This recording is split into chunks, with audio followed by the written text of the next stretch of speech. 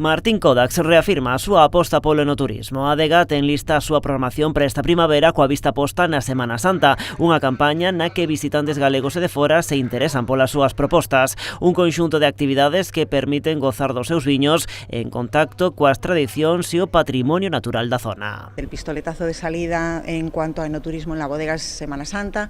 Siempre abrimos un poquito antes para calentar motores, puesto que para nosotros es muy importante el servicio que damos en la bodega de enoturismo. Cada vez la gente viene más, ya no solo amantes del vino, sino también en modo ocio, modo familiar.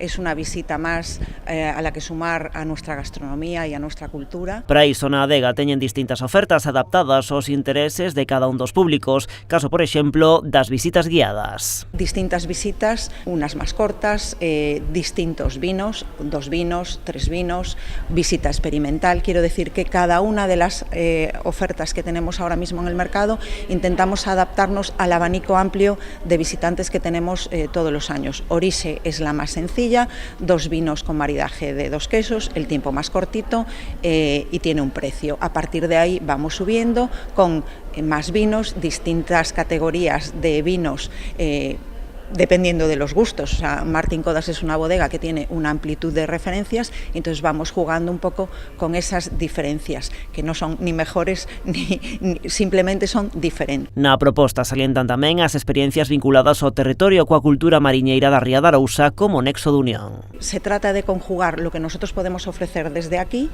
con nuestros colaboradores principales que siempre están relacionados con lo que es el mar y el mundo marinero. Entonces, visita a una conservera, asistir a una jornada de marisqueo o bien trasladar un poco la experiencia de la bodega y empezar ya con esa cata y esa explicación de unos vinos navegando en un barco marinero. A estas propostas hai que sumar outra que se presta para plans improvisados, unha visita á terraza de Kodax para gozar dun viño con maridaxe. Sorprendentemente, los que más demandan ese servicio son los extranjeros, o sea, ya vienen sabiendo que aquí tenemos ese servicio. Y a lo mejor mucha gente cercana pues desconoce que tenemos a su disposición en un horario que puede ser de una terraza de hostelería normal, tenemos ese servicio en nuestro wine bar.